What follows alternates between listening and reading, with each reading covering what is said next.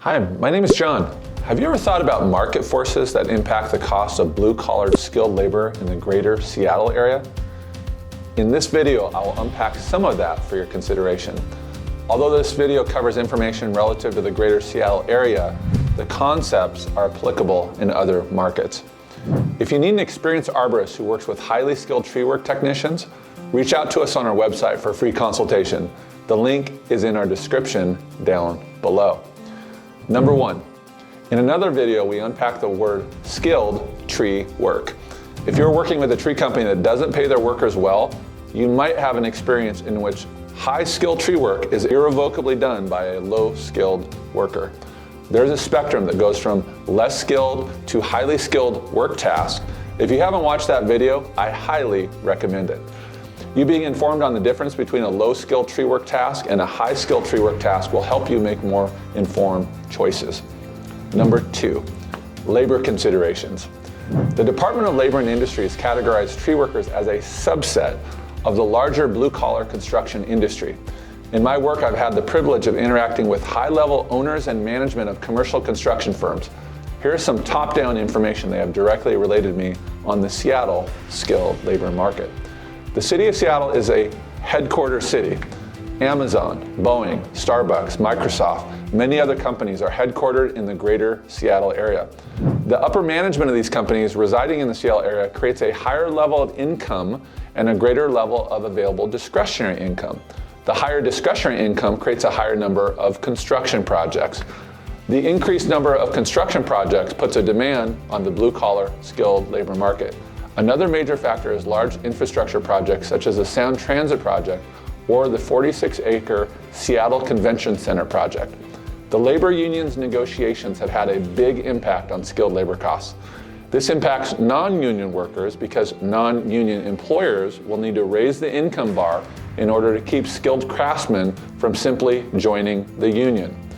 Over the last 10 years, there's been an increasing shortage of field supervisors that came up through the ranks that are available to manage projects. This is created due to less young people going the route of blue-collar skilled trades. This is reinforced with the cultural messaging that the way to be successful is to go to school, get a college education, and get a white-collar job. Construction firms are now trying to compensate by using VR technology to identify issues that would come up in a project. It used to be a skilled and experienced supervisor could see the issue in advance because of his experience and then do a change order that is approved by the architect in order to correct a construction process gap. These factors create a scenario where somebody that is a skilled blue-collar worker can get paid very well in the Puget Sound. Number three, the cost of housing. Microsoft, a major employer in the Puget Sound, is presently investing more than $750 million into low-income housing in the Puget Sound. One of the purposes is to provide housing for skilled labor they are recruiting from out of state.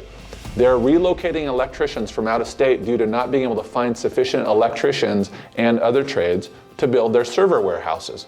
This accentuates the connection between housing costs, costs of living, and skilled labor costs. When hiring skilled worker, it's just going to be more expensive than somewhere else in the country. I've been told by multiple experts in the skilled labor management arena that Seattle has now become among the most expensive cities in the world for hiring skilled trade workers.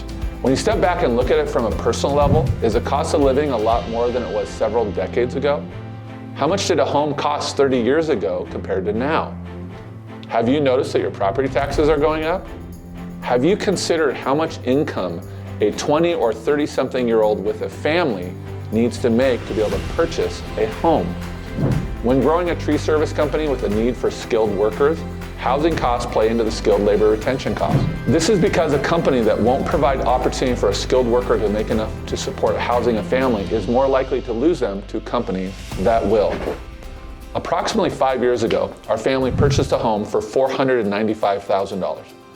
As of the making of this video, the website Redfin says the home has a value of $821,000. That is just crazy to me. 5 years.